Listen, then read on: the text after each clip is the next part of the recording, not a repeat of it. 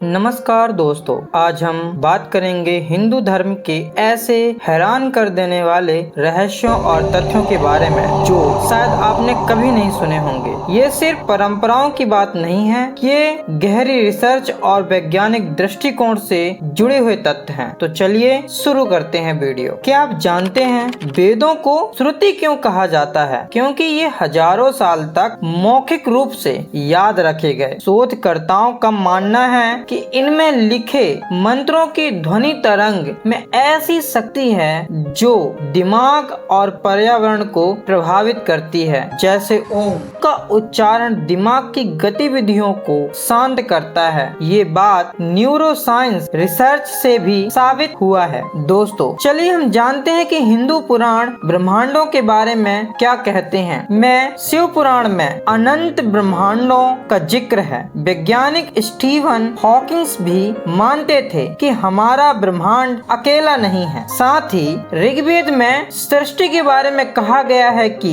सृष्टि शून्य से उत्पन्न हुई है। यह सिद्धांत आधुनिक समय में बिल्कुल बिग बैंग थ्योरी से मिलता जुलता है। नास्तिकता हिंदू धर्म में एक प्रमुख जगह रखता है। जी हाँ दोस्तों, चारवाक दर्शन हिंदू धर्म का ही एक हिस्सा है जो ईश्वर में नहीं बल्कि तर्क और इंद्रियों पर विश्वास करता है। गीता में भगवान श्री कृष्ण कहते हैं, जो जिस भाव से मुझे पूछता है मैं उसे वैसे ही फल देता हूँ, यानी सच्ची खोज ही भक्ति है। दोस्तों, आपने देखा होगा कि हिटलर स्वास्तिक का उपयोग करता था अपनी नाजी शक्ति के प्रतीक चिन्ह के रूप में, लेकिन हकीकत में यह हमारे स्वास्तिक से नाजी के स्वास्तिक का कोई लेना देना नहीं है। असली स्वास्तिक संस्कृत के शब्द सुअस्थि से बना है। खगोल शास्त्री कार्ल सगन ने अपनी किताब कोलंबस में लिखा है, यह प्रतीक 12,000 साल पुराना है और ब्रह्मांडीय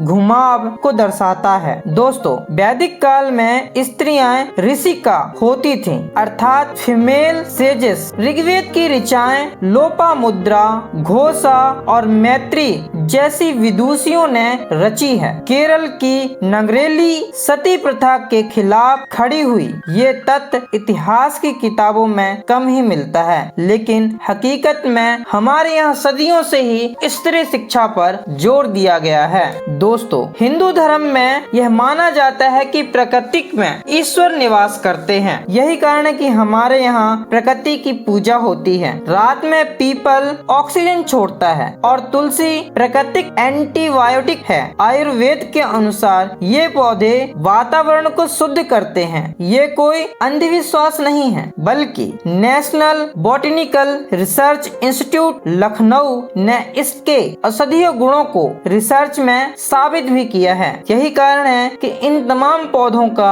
हमारे भारत में हिंदू धर्म में पूजा जाता है। दोस्तों, कुंभ मेला दुनिया का सबसे बड़ा इंसानी जमावड़ा है। 2019 के प्रयाग राज कुंभ में 24 करोड़ लोग इकट्ठा हुए थे। हार्वर्ड यूनिवर्सिटी ने इसे स्टडी किया तो पाया शहर का पूरा डिजाइन कचरा प्रबंधन और भीड़ नियंत्रण प्राचीन ज्ञान पर आधारित है, जो आधुनिक शहरों के मॉडल बन सकता है। वर्तमान में लगे महाकुंभ में लगभग 40 करोड़ से ऊपर लोग आए थे। दोस्तों, हिंदू धर्म सिर्फ पूजा पाठ नहीं है, यह वैज्ञानिक दर्शन और जीवन जीने की कला सिखाता है। अगर आपको ये वीडियो ज्ञानवर्धक लगा हो तो लाइक करें, शेयर करें और हमारे चैनल को सब्सक्राइब करें और कमेंट में बताएं कि आपको